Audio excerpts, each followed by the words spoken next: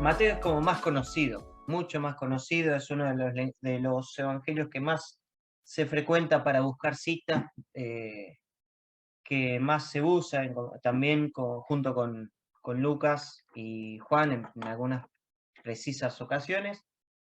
Pero bueno, justamente había pasado más tarde que cuando yo estaba en el Evangelio de Marcos y de Mateo, se pensaba que Marcos era un evangelio posterior y que era un resumen del Evangelio de perdón, de Mateo, que en realidad ahora sabemos que en cuanto a antigüedad, sí, Mateo es más tardío que Marcos, y que Marcos justamente hace de Marcos referencial para el resto de los evangelistas.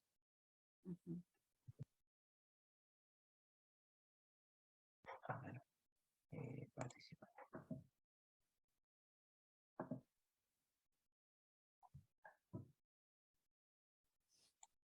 Bien. Bueno, ahora con Mateo, Marcos ya sabemos que no es un discípulo de Jesús, no es alguien que lo sigue a él, sino que es un testigo, un discípulo de los testigos oculares, primo de Bernabé, se podría decir, discípulo de Pedro, discípulo de Pablo, que los acompaña en algunas misiones. Pero ahora cuando hablamos de Mateo, automáticamente nos viene a la mente el publicano, que está en la mesa de recaudación, que también lo encontramos en otro evangelio como Leví. Pero bueno, acá pasa lo mismo. Estamos, con respecto a la época en la que se escribe, y no sabemos si hubiera vivido tanto, pero sí podemos hablar que la comunidad de Mateo es la que escribe. Puede ser un autor, podrían ser varios, pero bueno, el autor sigue usando esto de la pseudonimia, que por eso puede ser un autor o autores judeo-cristianos, y sabemos que judeo-cristianos porque son muy conocedores de las escrituras, que bueno, procede de una comunidad, Antioquía, se piensa que posiblemente sea Antioquía, que está además viviendo un proceso de apertura al paganismo.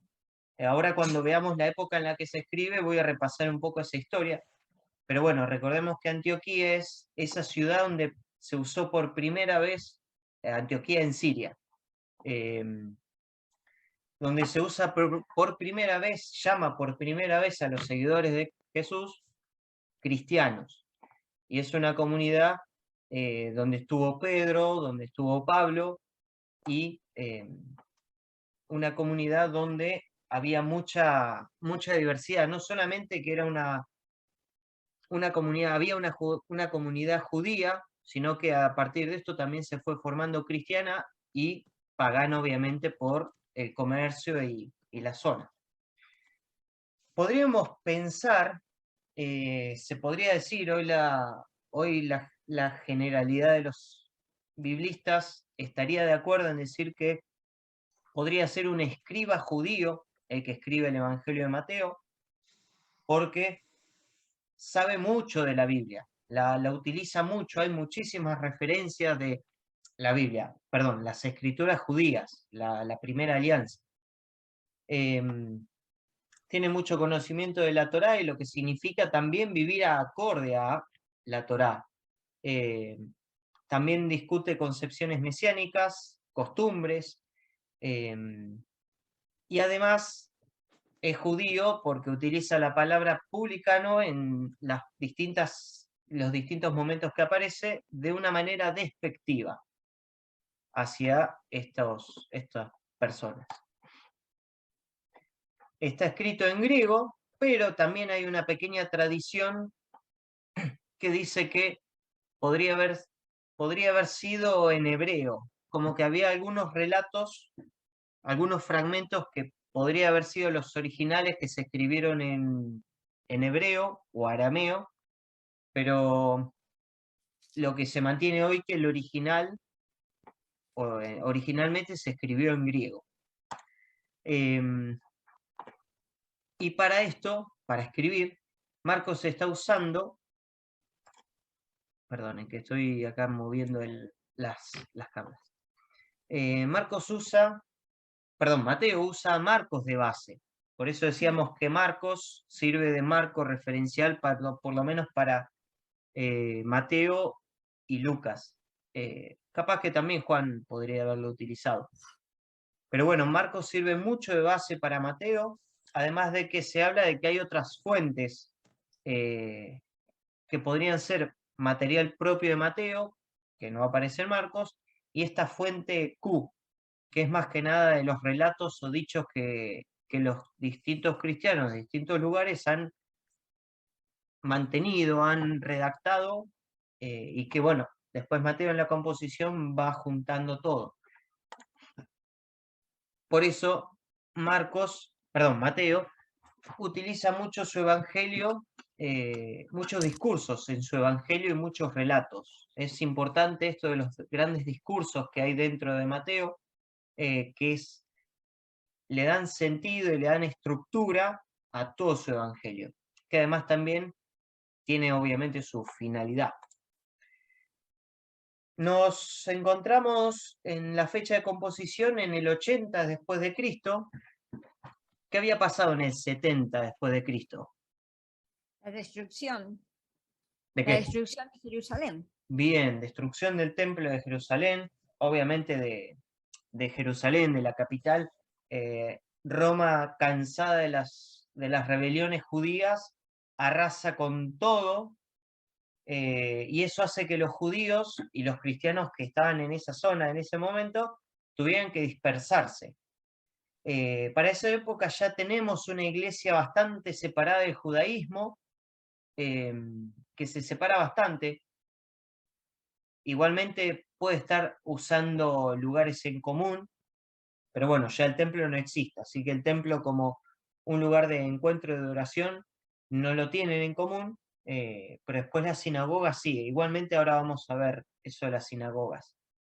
Pero bueno, ahí ya encontramos judíos y cristianos diseminados por todo el territorio imperial. Ya Israel, Palestina ya se tiró abajo por los romanos, y bueno, ellos se llevó a abandonar la zona. Entonces, ahí vemos que no es el único lugar. Alejandría también es una importante base, un importante núcleo de religión judía y cristiana. Pero bueno, en este caso el Evangelio se escribe, o podría escribirse en Antioquía, donde había una fuerte comunidad, una gran comunidad de judíos y de cristianos procedente del judaísmo. Que también empezaba con esta apertura a los paganos. Por eso se enfrentan mucho contra los judíos, especialmente contra los fariseos, en esta disputa por la herencia común, ¿no?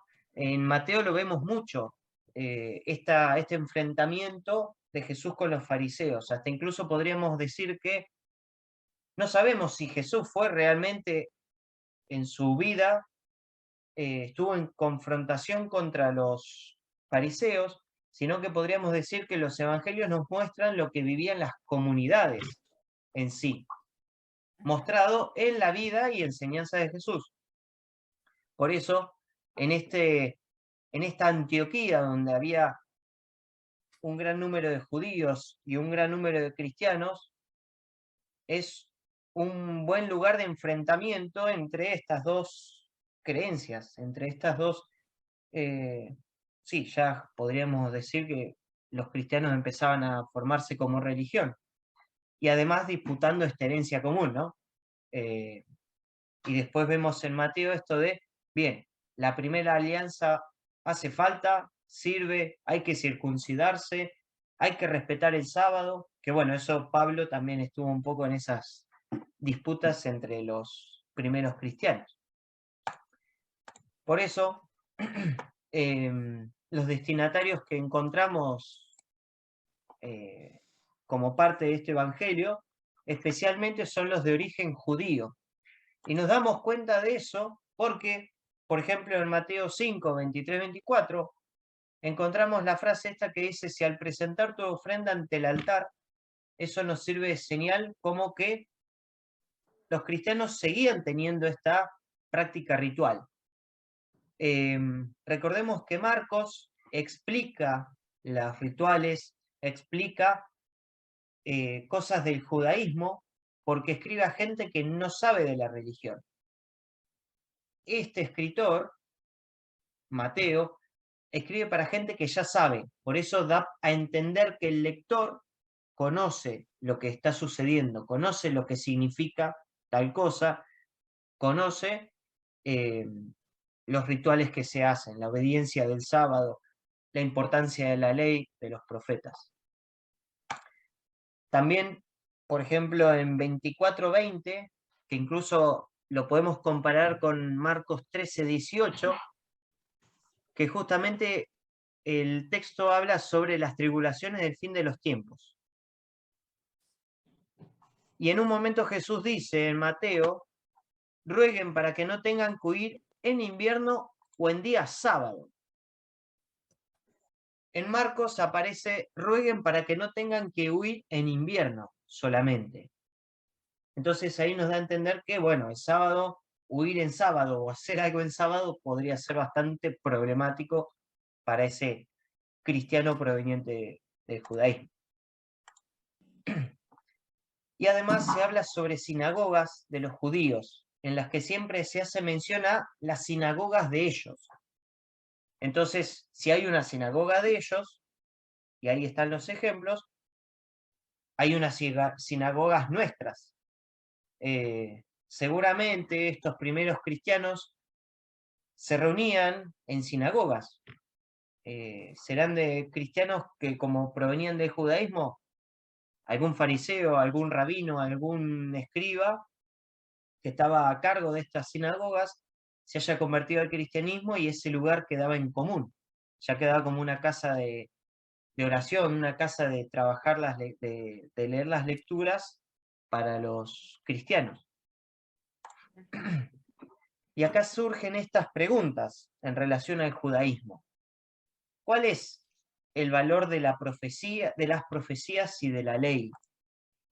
¿La primera alianza sigue siendo válida para un cristiano ahora? O sea, cristiano ahora de esa época, ¿no?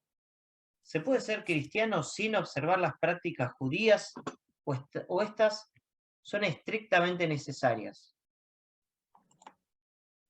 ¿Es válida la apertura a los paganos?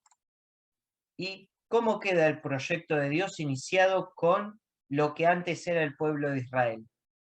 Son preguntas que surgen en la comunidad y preguntas a las que este evangelista intenta, a su manera, a su estilo, contestar.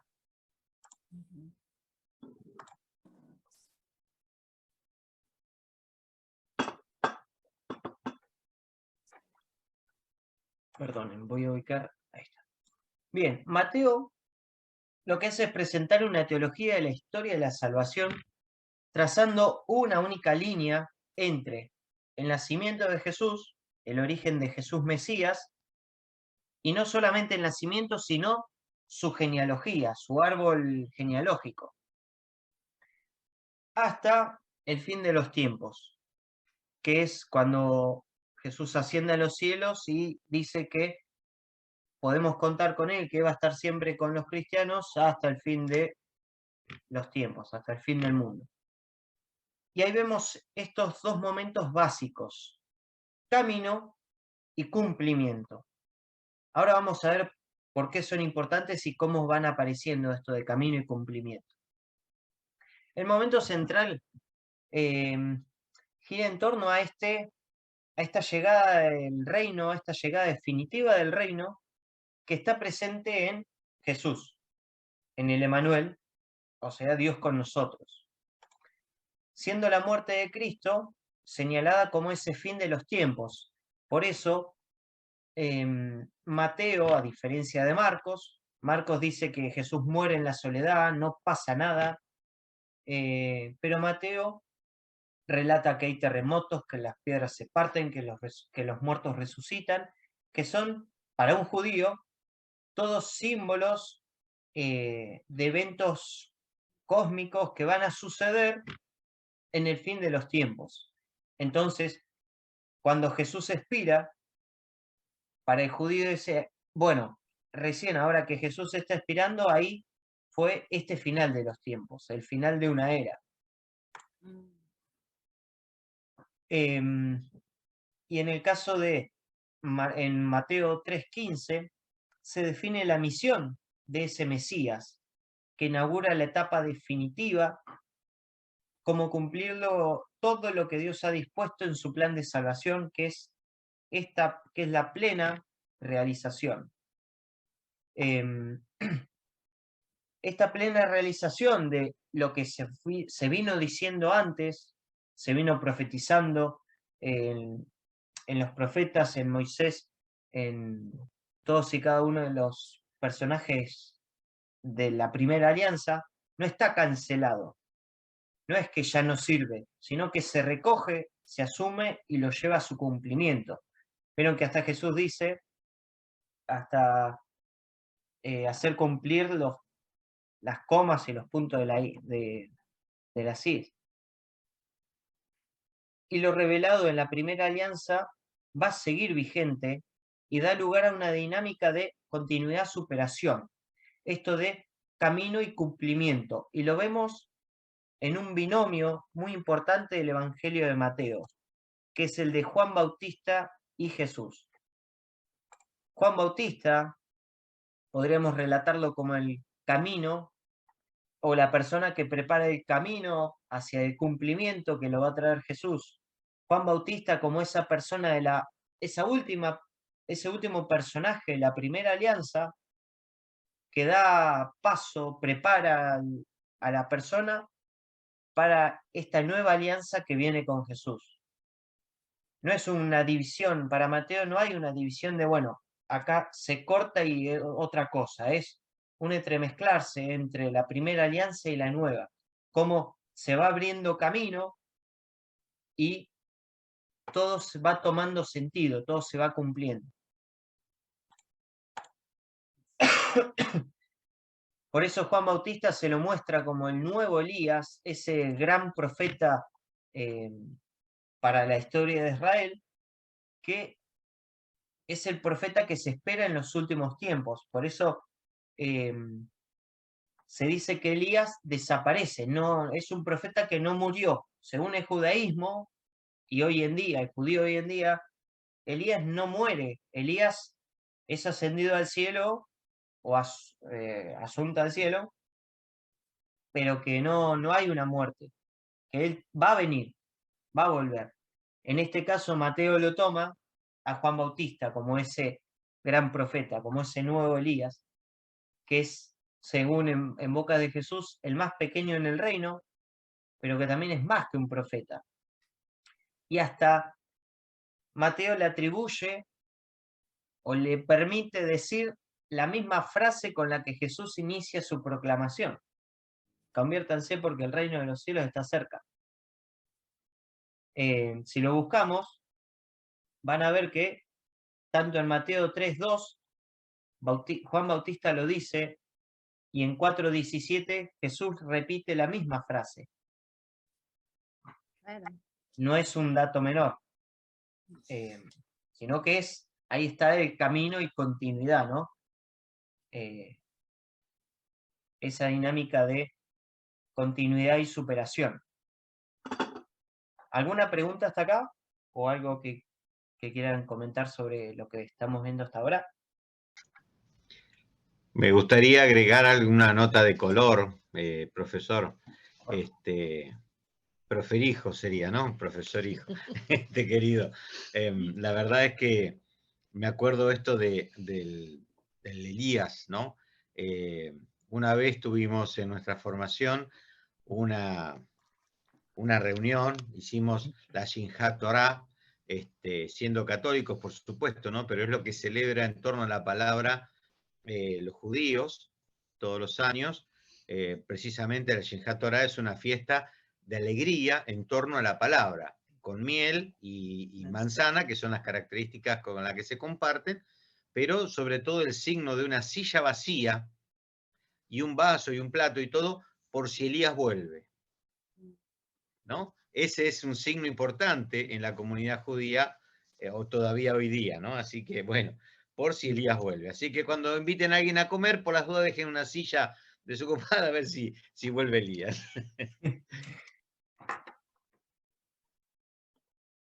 Bien. Bueno, y esta nueva y definitiva etapa exige a la comunidad, que justamente Mateo es un evangelio que trabaja mucho en la comunidad y es hasta el único que, podríamos decir, el único que usa la palabra iglesia, o sea, asamblea, ¿no? Que viene del griego eclesia, que se refiere más que nada a la asamblea, no la estructura jerárquica, sino la asamblea de cristianos que se juntan, que se reúne en torno a la Eucaristía. Entonces, es una forma de, exige una conversión radical, una nueva forma de existir, que eso lo vemos un poco en el Sermón de la Montaña, esta plenitud, ¿no? Que este plan salvador de Dios que viene a cumplir Jesús comporta una nueva vida y una nueva relación con Dios y las demás personas, e incluye nuevas actitudes sin perder esa conexión con la ley que se había dado por Dios, como un regalo, como un don, pero también como exigencia. Y esta plenitud conlleva una vida según ese plan de Dios. ¿De dónde sacamos esa plenitud o qué nos enseña para alcanzar esa plenitud? En este caso, el Sermón de la Montaña, que no queda solamente ahí, sino que se extiende a lo largo de todo el Evangelio de Mateo. Bueno, yo lo estaría haciendo al revés para ustedes. Que justamente Lucas tiene también su sermón, pero lo hace en un valle. La montaña es simbólica para el judío, porque eso representa que, como Moisés, que bajó de la montaña, del monte Sinaí, trayendo las tablas de la ley, Jesús es este nuevo Mesías, como Juan es el nuevo Elías. Jesús es el nuevo Mesías enviado a formar de nuevo este pueblo de Israel. Y que esos 5 discursos grandes que tiene, son 5, ahora vamos a ver la estructura, hacen alusión a el Pentateuco, a esos 5 libros de la Torá, que son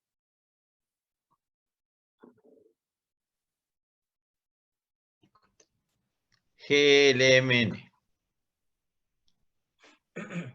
¿Cuáles son los primeros 5 libros? Génesis, Éxodo, Levítico, Números y Deuteronomio. Bien. Y que el judaísmo se lo atribuye la autoría a Moisés. Después sí, el año pasado hemos visto que hay distintas tradiciones, la yavista, la eloísta, que han hecho distintas versiones de los relatos, los han repetido, los han modificado o han agregado cosas, pero que el judío en general le atribuye todo el Pentateuco como autora a Moisés.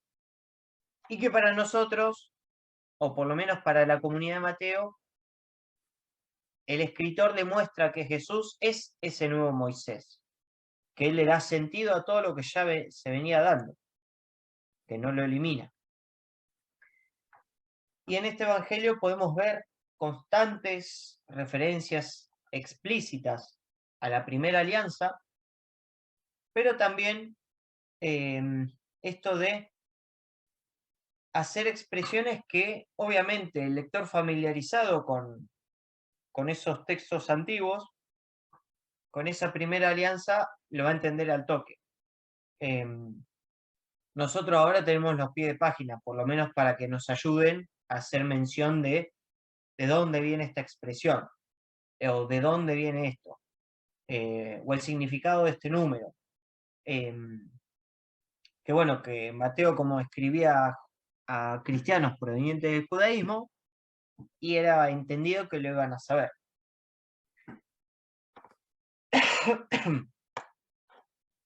Ahora, la estructura, como les decía, en Mateo, se compone de dos grandes partes. Hay una pequeña presentación del Mesías que nos lleva desde la genealogía hasta, bueno, el nacimiento y el bautismo y las tentaciones en el desierto. Y esa introducción nos lleva a una primera parte que se divide también en dos subpartes. No vamos a leer todo esto, ahí yo después cuando les envíe el PowerPoint les va a servir para que lo vayan viendo. Pero fíjense que los discursos que ahí están resaltados hacen de bisagra o funcionan como conexión, introducen a algo y dan cierre a otra cosa anterior. Por eso son importantes los discursos. Y fíjense que son justamente 5. Puede ser algo que se le escapó a Mateo o no. Puede ser algo que Mateo lo hizo a propósito de que sean 5, como justamente la ley, ¿no? Los 5 libros de la ley. Entonces son estos 5 grandes discursos que Jesús da durante toda su vida, durante todo su ministerio público, en el Evangelio de Mateo. Así es como se estructura.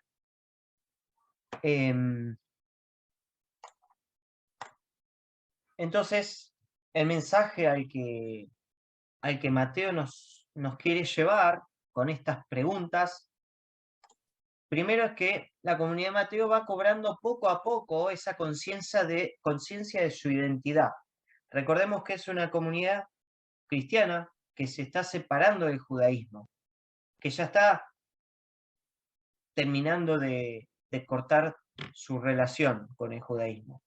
Que está entendiendo de que, bueno, no son judíos creyentes de Jesús.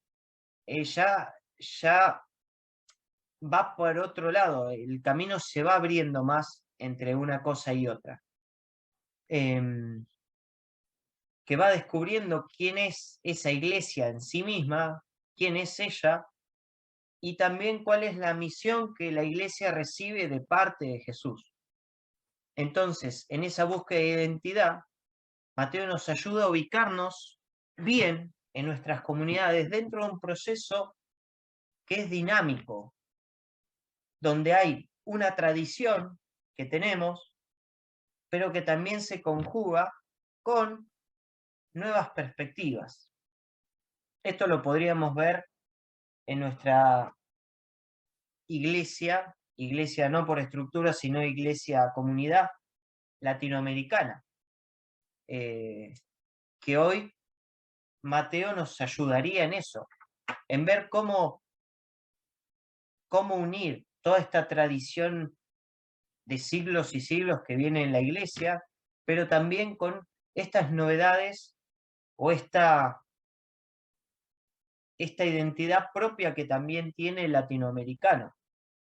Y ahora se me ocurre, por ejemplo, algo de inculturación, o podríamos decir religiosidad popular, la Virgen de Guadalupe. Cómo conectar toda esa tradición con lo nuevo. Esto de vino nuevo, odres nuevos para vinos nuevos. De no usar retazos viejos de no usar retazos nuevos en una prenda vieja. O al revés, no me acuerdo cómo era bien. Está bien. Así. Entonces, Mateo nos invita como comunidad a esto, además de la apertura, bueno, en su parte, en su época, esta apertura a los paganos, ¿no? Que creo que volviendo un poco atrás a la parte de la estructura,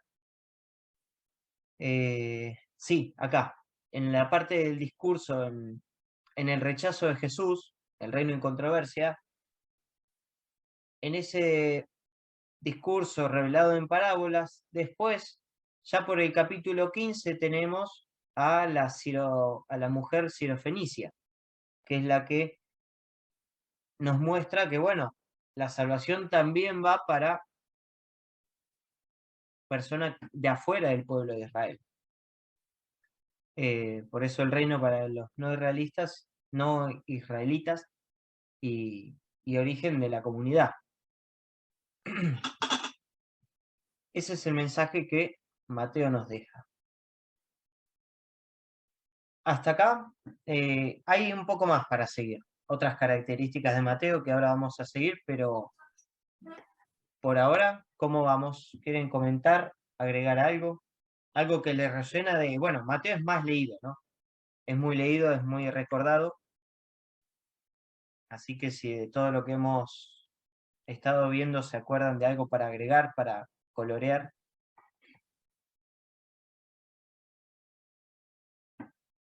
Para preguntar o cuestionar. Me hace pensar, ¿qué tal? Buenas noches. Buenas De noches. paso, digo, porque entré más tarde. Ah, entraste bien. Sí, sí, gracias a Dios. Me ocurre pensar en esto, porque dijiste colorido, ¿no? En las imágenes, ¿no? El templo a la orilla del lago. O sea, esto también de haber salido del templo obliga o ayuda a que la vida se genere, se geste, y esta famosa iglesia de casa, ¿no? Sí. Que tuvimos el gusto de conocer debido a la pandemia, gracias a la pandemia, ¿no? Bueno, esas comunidades que salen de ese arraigo del templo y los obliga. Entonces, se me ocurre que si pudiéramos ver alguna película de Mateo, tendría esa característica, los ambientes abiertos, donde la gente se congrega, no necesariamente la casa tampoco, sino lugares abiertos, lugares comunes donde se juntaban y donde pasaba la vida. Así que Sí, sí. creo que por ahí también va la cosa, ¿no? Una comunidad que se reorganiza con lo que tiene, con lo que le quedó, con el lugar que le quedó. Sí. Me encantó mucho la reflexión que hiciste de América Latina, que somos ese ejemplo, ¿no? De pensar desde nuestra realidad, me parece muy, muy real. Sí, en la película de Pablo de Tarso, esta última que nos muestra cómo Lucas va recopilando datos de Pablo, también se puede ver estas primeras comunidades en la casa escondida, ¿no? En esta comunidad que se encuentra con Priscila y Áquila. Que sí, discuten si quedarse ahí en Roma o no, debido a las persecuciones, pero... Y que dentro de la casa tenía un montón de cristianos encerrados, escondidos. Sí. Otra realidad, la persecución. Sí, como, bueno, la persecución en su momento obligó a eso, a esconderse y hacerlo en casas, ¿no? Pero eso, la comunidad de casa. Incluso también un poco el objetivo que tenemos con Adri, junto con este café bíblico y junto con Ruaj, el otro grupo que está trabajando más puntualmente por año los evangelios, que queden esto como formados comunidades bíblicas, que se juntan, ya sea virtualmente, bueno, nosotros somos muy virtuales por nuestro colorido, nuestra comunidad colorida, pero que puedan congregarse en torno a la palabra como se hacía en las primeras épocas, ¿no? En los primeros cristianos, que era una cena familiar de domingo o un almuerzo familiar de domingo bueno, domingo, sábado o el día que lo hicieran, pero en ese clima de unidad y familiaridad se leían las lecturas o se recordaba a Jesús de alguna manera y se celebraba la Eucaristía.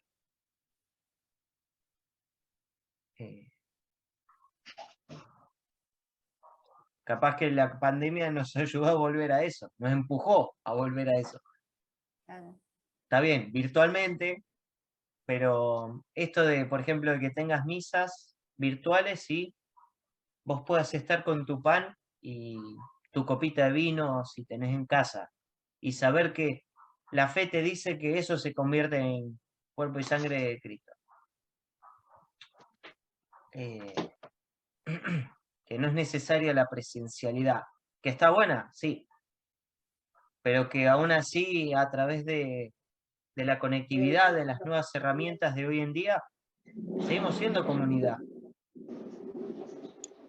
Tal cual. Sí, además, si me permitís un poquito una reflexión que enriquece, espero, ¿no? Esto, que enriquezca esto.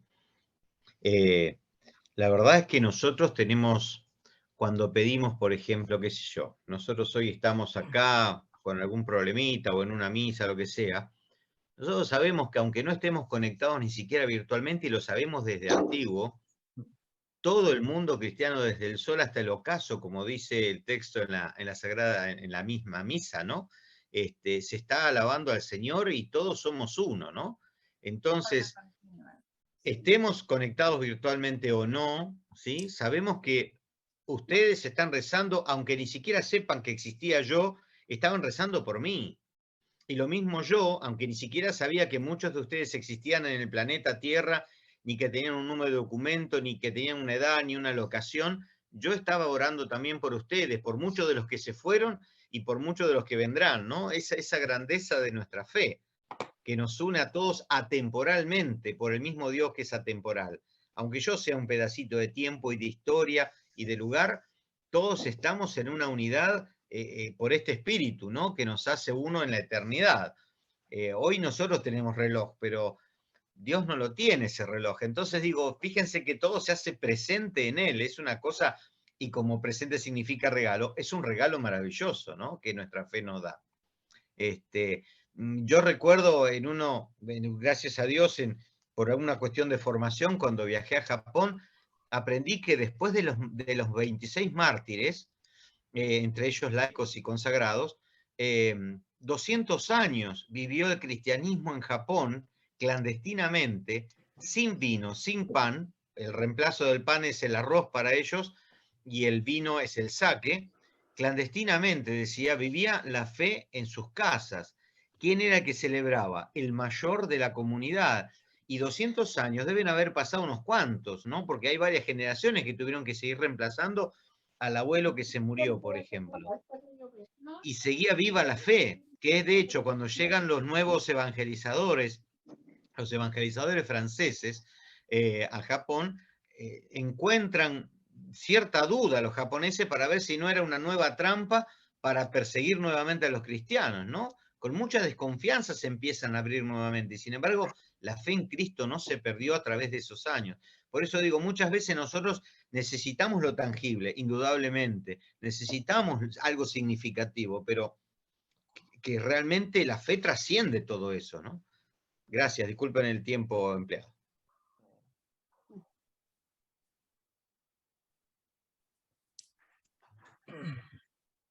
Comparto esa mirada totalmente porque en cualquier momento del día en que uno tiene un rapto de intimidad con el Señor, es fascinante saber que en cada acción de gracias eucarística se dice eso, desde la salida del sol hasta el ocaso. Yo digo, Señor, mientras estoy durmiendo, vos estás ofreciéndote, continuamente te estás ofreciendo en un altar, no sé dónde, pero en un altar, te estás ofreciendo en medio de una comunidad. Y, y realmente seduce, es una fe vivida así en ese poder del espíritu que hace este trabajo, justamente, ¿no? Del espíritu que va, como vos decías, Héctor, eliminando los tiempos, las generaciones, ¿no? Los lugares, sino haciendo todo en Dios, todo en Él. Todos somos y existimos en Él. Encantador.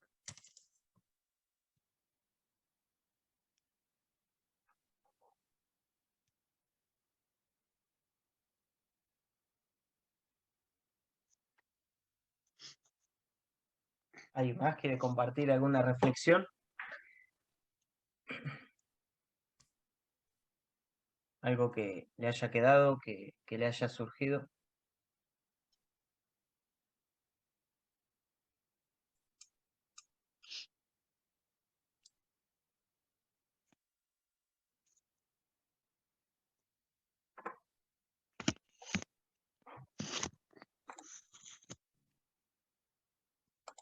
Bueno, vamos a seguir entonces. Entonces, el mensaje de Mateo es ese. Pueden ser otros, por supuesto. Podemos leer Mateo y encontrar otros mensajes.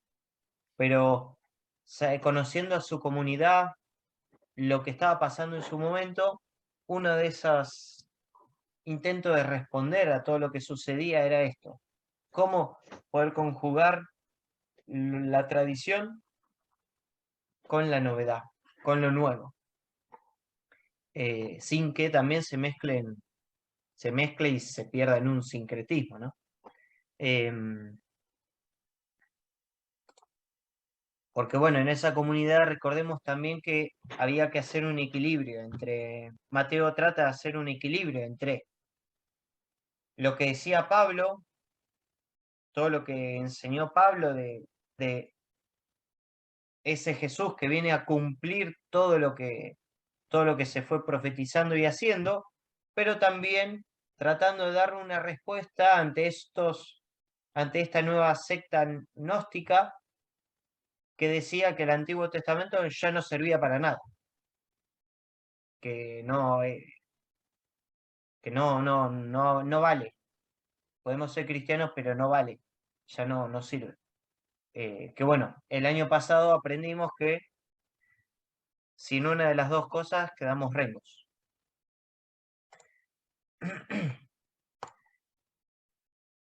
Y ahora vamos a ver las características que hacen diferencia en Mateo. En Mateo se habla mucho del reino de los cielos, menos frecuentemente del reino de Dios, pero más de 50 veces se menciona el reino de Dios, dejando de lado lo que es los reinos terrenales, pero que se introducen, son expresiones introducidas en los textos en los cuales están ausentes en otros evangelios. O sea, lo hace más explícito. Incluso agrega esto de la genealogía.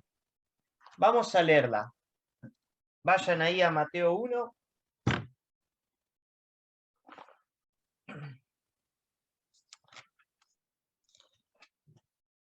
Hasta Mateo 1:17. Bueno, los que están en Roas, Lili, vos no sé si están en Roas, también lo habrán visto esto, sí, en estos días. Bien. Sí. ¿Quién quiere leer?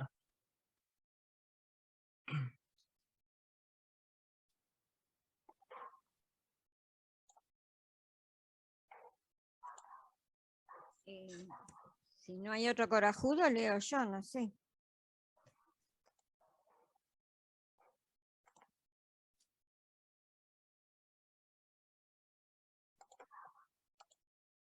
Bueno, dale, comienza a leer. Sería lindo que fuera otro, pero bueno, como quieran. Yo leo. Ahí está, bien. Vamos a ver. ¿Hasta el 17? Sí, hasta el 1:17. Oh, bueno, genealogía de Jesús, hijo de David, hijo de Abraham.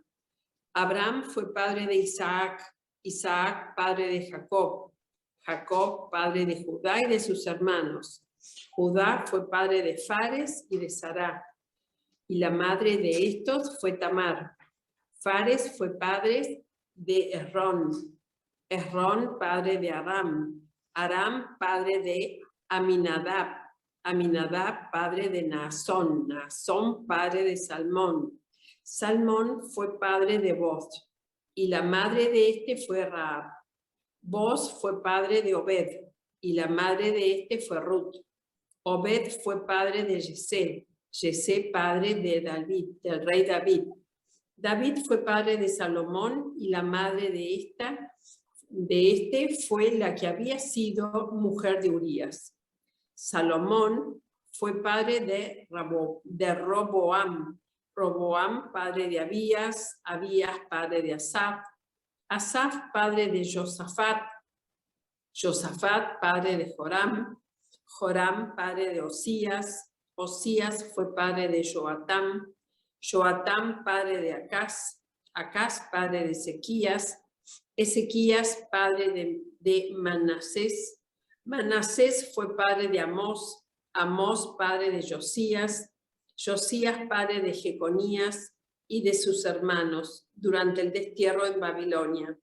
Después del destierro de Babilonia, Jeconías fue padre de Salatiel, Salatiel padre de Zorobabel, Zorobabel padre de Abiud, Abiud padre de Eliakim, Eliakim padre de Azor, Azor fue padre de Sadoc, Sadoc padre de Akim, Akim padre de Eliud, Eliud padre de Eleazar, Eleazar padre de Matán, Matán padre de Jacob, Jacob fue padre de José, el esposo de María, de la cual nació Jesús, que es llamado Cristo. El total de las generaciones es, por lo tanto, desde Abraham hasta David, 14 generaciones. Desde David hasta el destierro en Babilonia, 14 generaciones. Desde el destierro en Babilonia hasta Cristo, 14 generaciones. Bien, palabra de Dios. Palabra de Dios. Ya la vamos a echar. Bien, muchísimos nombres, muchos nombres que también, bueno, Lucas lo hace, utiliza este recurso de la genealogía, aunque lo extiende desde Adán o hasta Adán. Creo que Lucas iba al revés. Jesús hijo de, José hijo de, y así. Y Mateo nos presenta, que es simbólico obviamente para el judío, cosa que no va a tener en cuenta Lucas, el esquema de esta genealogía, que lo hacen 3 bloques de 14 generaciones de cada uno. La primera es 14 hasta David, la segunda es 14 generaciones hasta el destierro y otras 14 generaciones hasta Jesús. Sí, el 14 se puede componer de diferentes sumas, ¿no? Pero, según la gematría, para los judíos es importante el 7, es simbólico el 7, como tantos otros números. Entonces acá el 14 se compone de 2 veces constituido el 7, constituido 2 veces por el 7. Pero ocurre que 6 veces 7 no es perfecto. Entonces, esa perfección llega con Jesús. Mateo está diciendo de esta manera que la historia, toda la historia que fue previa a Jesús recibe su perfección o es perfecta con la llegada del Mesías, el Cristo, hijo de Abraham, que es también hijo de David. 2 personas, obviamente las pone ahí como límites o inicios, 2 personas importantísimas para ellos. Abraham, el padre de la comunidad, el padre del judaísmo, que también es padre del cristianismo y de los musulmanes, al que Dios le prometió, al que Dios se le manifestó y le prometió una cantidad de hijos infinita como las estrellas del cielo, y David, el rey que unificó el reino de Israel, y uno de los reyes, si no el rey más importante que tuvo Israel en su historia. Y al ser 3 bloques de 2 veces 7 cada uno, tenemos 6 veces el número 7. Que bueno, la perfección, como habíamos dicho, sería llegar al 7, que se consigue con esta llegada de Jesús. Pero hay otra particularidad interesante en Mateo, que, bueno, Marcos no tiene genealogía, pero que Lucas no hace: nombrar mujeres. En una cultura patriarcal, en una cultura machista, podríamos decir, como los judíos de su época, que bueno, después el cristianismo lo adoptó, alejándose de lo que Jesús había enseñado. Mateo nos nombra a mujeres que por ahí no tienen una buena imagen o no son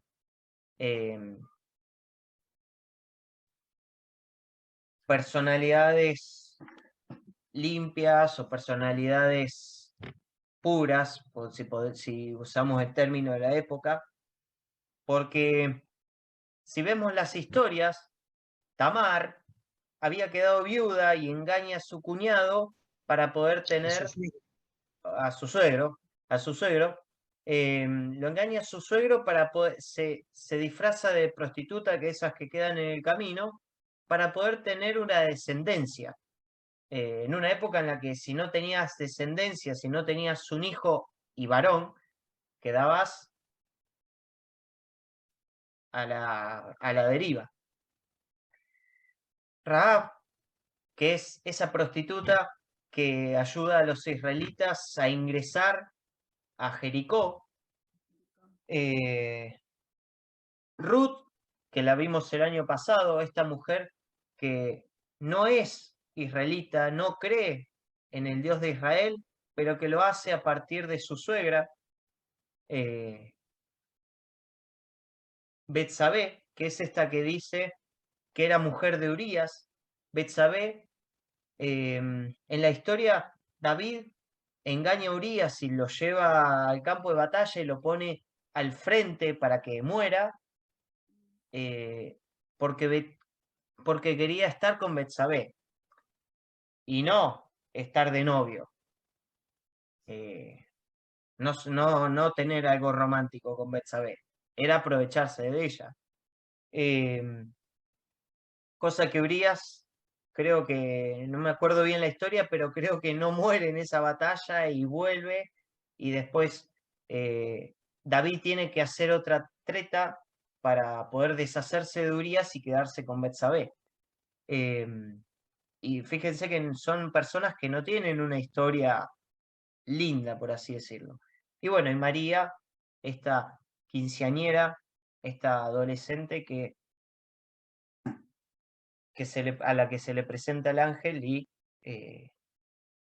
es la madre que da acceso, es la madre de Jesús, la mujer que da acceso a que Dios se encarne. Algo que quiero decir, Juanchi, discúlpame. Ninguna de estas mujeres es del pueblo de Israel, ni judía. Encima. Bueno, María, son salvo todas María. Paganas, salvo María, sí. Son todas paganas, dirían ellos, ¿no?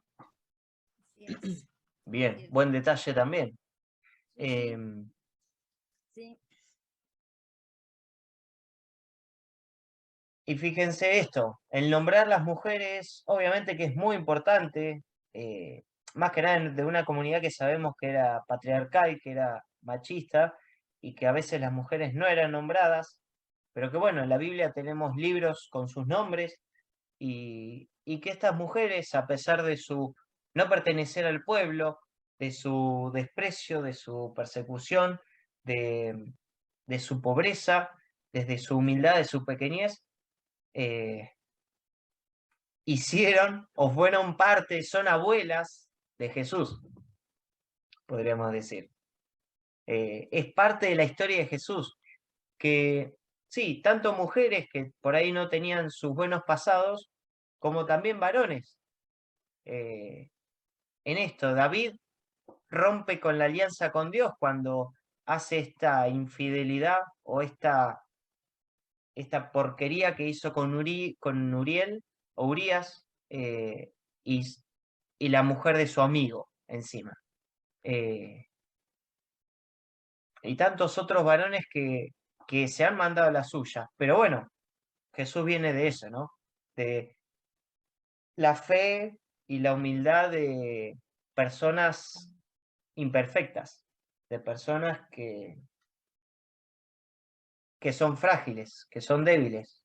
Jesús no viene de una línea de personalidades que destacan por su integridad, por su fidelidad, por su no cometer errores. Y por último, les muestro un cuadrito que... Sí. Bueno, buenas noches, perdón que me estoy sumando ahora, pero tenía un tema familiar, ando con la salud de mi papá un poco frágil, ¿no? Entonces estaba hablando con mis hermanos. Pero algo que a mí me anima a pensar en esta genealogía, que me encanta verla porque nos da mucha esperanza, es echar algo que me surge como un movimiento interior cada vez que leo la genealogía. Es muy personal, también muy de la línea de revalorizar la figura de la mujer, ¿no? Por eso valoraba mucho que Mateo nombre a 5 mujeres, y como, esto vuelvo a decir, ¿no? Que es una interpretación totalmente personal, pero que siendo que Mateo permanentemente hace puentes con la primera alianza, permanentemente, ¿no? Hace puentes, que nombre a estas 5 mujeres y que use el número 5, ¿no? Siendo que para la primera alianza, cuando uno habla de 5, habla del Pentateuco, ¿no? Y así como usa el 7 para la perfección, que nombre a 5 mujeres, el 5 es la ley, ¿no? Son los 5 primeros libros. Y nombre justo a 5 mujeres y las ponga a las puertas de esta nueva historia, me habla a mí personalmente, me habla de una nueva ley, de una nueva mirada, y que tiene que ver con lo que las mujeres aportamos a la historia, a esta historia que es la única, ¿no? Es la historia de salvación. Y que estas luces nuevas, esta historia nueva, viene por lo que una mujer es capaz de hacer cuando se llena de Dios, ¿no? O cuando conoce a Dios y cuando Dios le revoluciona la vida. Creo que leer a Mateo a las mujeres nos tiene que llenar de mucho coraje, de mucha resiliencia y también de compromiso de seguir escribiendo, no leerlo como algo que pasó y ya está, sino que, bueno, ahora yo soy la sexta, ¿no? Poner el nombre nuestro ahí, bueno, Tamar, Rahab, Ruth, Betsabé, María, Gaby, Ana. Bueno, ¿qué aportás vos para que Jesús nazca en esta historia? Eso nada más. Gracias, Adri.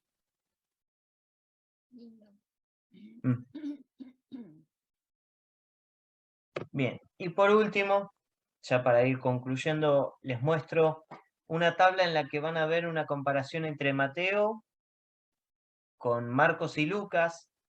Las palabras que obviamente tienen un sentido desde el judaísmo, para ese cristiano que viene del judaísmo, esa persona que sabe de las escrituras, que conoce la historia previa.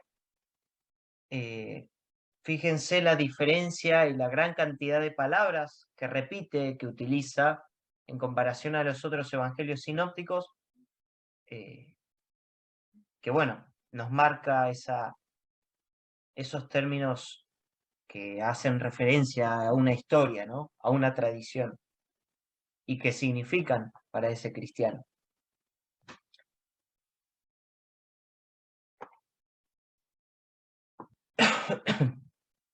Y bueno, hasta ahí es la introducción a Mateo. ¿Repercusiones han comenzado a leer? ¿Han percibido algo en Mateo de esto? Igual Mateo es muy conocido, pero por ahí leyéndolo de todo de corrido dice otras cosas, ¿no? Aparecen cosas que nunca hemos leído o no hemos escuchado. Ahora sí que circule el mate. Va a ser un mate bíblico ahora. Hay café. Café, mate cocido. Matecito bendecido.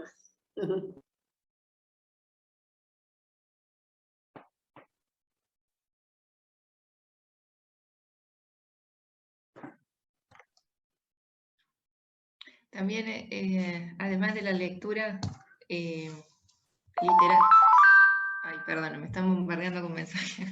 Además de la lectura literal, ¿no? Del texto en sí, de vuelta, es muy lindo poder que Mateo nos invite a hacer puentes con nuestra historia, ¿no? Mateo invitaba a la comunidad cristiana a tener presente las raíces de la fe, ¿no? Los padres en la fe, la historia, la primera alianza. Entonces también uno, a medida que vaya leyendo, intentar hacer esta interioridad, este trabajo de interiorización de cuáles son mis raíces en la fe. Esto también es muy lindo de compartir después cuando nos encontremos, ¿no?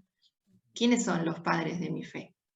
O las madres de mi fe, y que la han sembrado, y a los que permanentemente voy cuando me pasa algo, ¿no? Cuando me pasa algo yo recuerdo a determinada persona que actuaba de este modo, ¿no? Y que me transmitía a Jesús.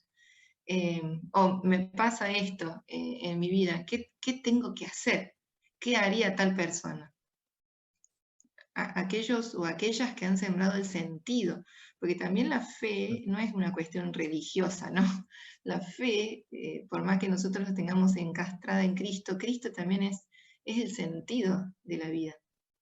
Mateo a mí me invita a eso, a preguntarme por las raíces de mi fe y aquello que le da sentido a lo que vivo.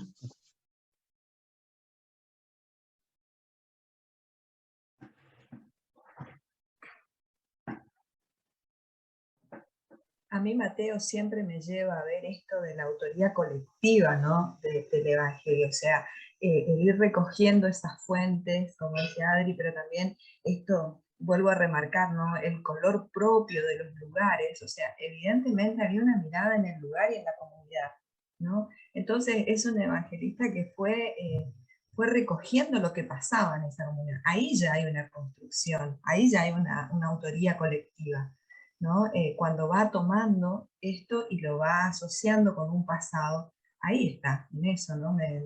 Yo vuelvo a pensar, o sea, mi fuente de estudio es la geografía, entonces no puedo dejar de pensar en los lugares como lo van pensando, como lugares de construcción de historia, construcción de fe, construcción de cosas que iban sucediendo, ¿no? Me motiva mucho eso.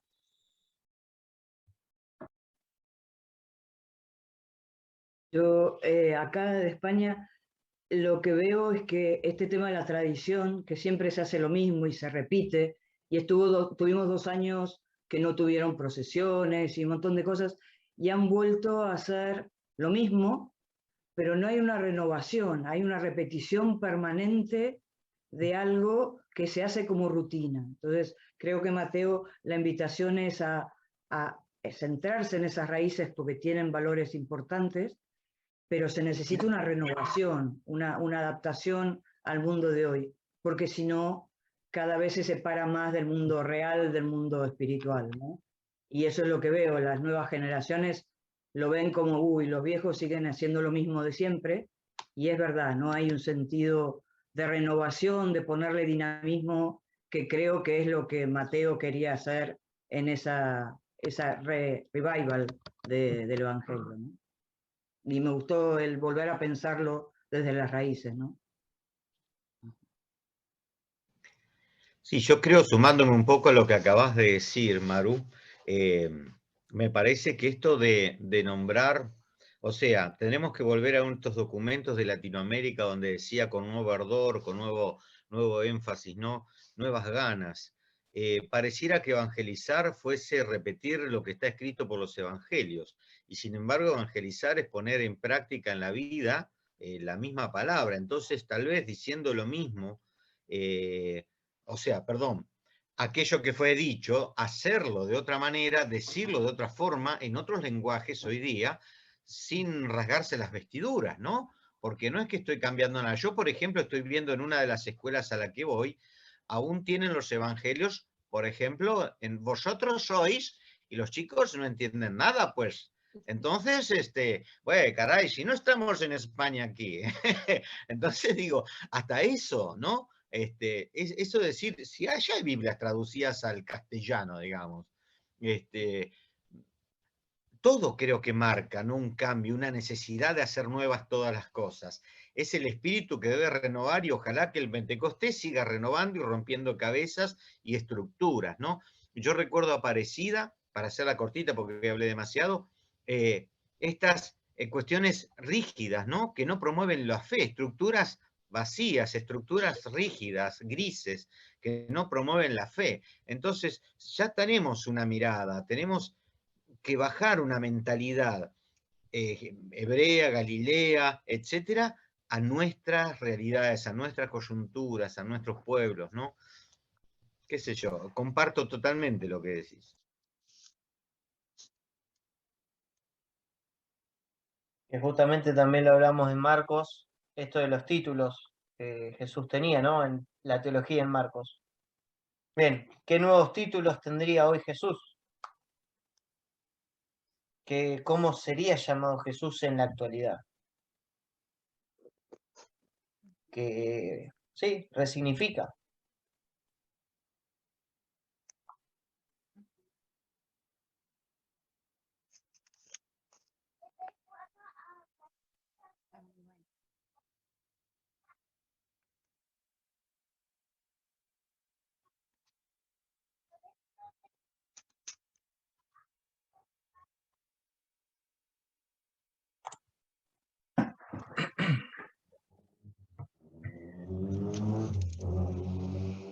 ¿Alguien más?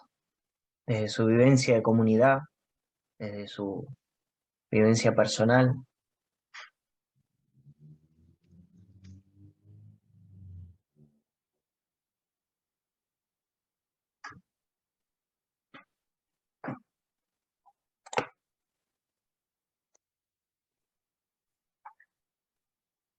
Es que siempre se trata de ir al meollo, ¿no? Siempre se trata de volver a las raíces, es ir al caracú. Y eso nos lleva todo el aire, toda la respiración, todos los latidos, hasta el último momento. Y eso es la vida. Y yo asocio toda esta conversación con la escucha de Francisco, porque Francisco está remitiendo continuamente a esto, a abrir puertas, a salir, y para nada, pero para nada, porque le hace unos buenos lavados de cabeza a los sacerdotes también respecto a sus homilías y a respecto a las actitudes y a los sacramentos. Para nada propone. Yo me imagino lo que debe estar sufriendo cada vez que hay una misa de estas cantadas tan largas, tan aburridas allá en el Vaticano. Por ahí me pongo en su lugar y digo, con lo que él ha vivido acá en Latinoamérica, realmente, y siendo secretario de Aparecida, nada menos que en Brasil, y bueno, en todas las veces que el CELAM ha dirigido y ha dejado documentada la vida de la Iglesia en el continente, y las propuestas, todo esto es un desafío, desde el Vaticano II hasta acá, que es más o menos la vida nuestra en la que tenemos referencias, me parece que es continuamente un desafío y vamos lerdos, vamos realmente lerdos. Entonces, ahí la inventiva es dejar de tener, no sé, me da la impresión, ¿no? Que por ahí uno se cercena, se autocensura como para hacer propuestas y soñar, y si hacemos esto, y si salimos a hacer esto, y si decimos esto otro, y si hay que hacer locuras, son locuras, porque locuras ¿para quién? Si desde Dios no es locura, más loco que Jesús. Más chiflado que Jesús, no he conocido realmente, ¿no? Entonces, por ahí creo que el Espíritu nos tiene que de pronto hacer ganar confianza, y este tiempo que llevamos acá viéndonos a través de los lenguajes de las posibilidades de hoy, creo que nos permite, ¿no? De pronto decir, bueno, ¿cómo está la cosa por ahí? ¿Qué se les ocurrió? Yo pensé tal cosa, comunicarnos un poquito más, ¿no? Y eso también es fundamental para anunciar la buena noticia, si no, los francotiradores nos resulta mucho. Se me ocurre eso, pensar eso en torno a esto que interpela tanto, ¿no? ¿Quién te iba a decir, Mateo, que ibas a motivar esta conversación? Buenas noches. Buenas noches, Mary. A mí me gustaría resaltar un poco la intervención de Adri. Me gustaría, como dice, que también vaya mi nombre para ver parte de mis raíces, parte qué hago, ¿no? En este camino de evangelización. ¿Cómo puedo ayudar a llevar el evangelio del Señor en esta actualidad, ¿no? Sí, se nos hace difícil cómo presentar al joven, a Jesús, como dijiste tú, ¿no? Quizás el amigo, el que tiene que escucharlo, el que sabe que está a su lado. No es fácil porque el joven no podemos ir con nuestras tradiciones, ya tenemos que cambiar. Me llama mucho y sé que en este Pentecostés lo que pasa es que hemos tenido una tarea bastante difícil, creo que Adri conoce Otuzco, y sí, hay mucho que dar y mucho que trabajar. Estamos justo metidos en este trabajo y me invita a eso, ¿no? A reflexionar mis raíces, a reflexionar cómo puede estar colocado mi nombre, ¿no? Ok.